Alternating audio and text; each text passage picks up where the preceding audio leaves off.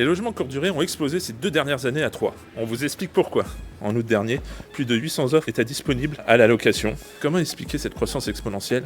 Par plusieurs facteurs. Déjà, la rentabilité de l'activité. Ensuite, le développement du tourisme à Troyes. Ensuite, l'arrivée de nouveaux investisseurs. Et, il faut bien le dire, la déception liée à la location longue durée. Mais derrière ce phénomène, il se cache une réalité plus disparate.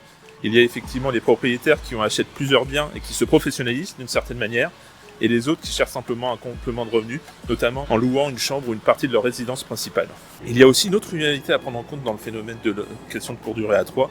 Tous les logements ne sont pas disponibles constamment tout au long de l'année. Alors, cette croissance des logements en location courte durée n'est pas propre à la ville de Troyes, elle est manifeste dans toute la France et notamment dans les communes les plus touristiques.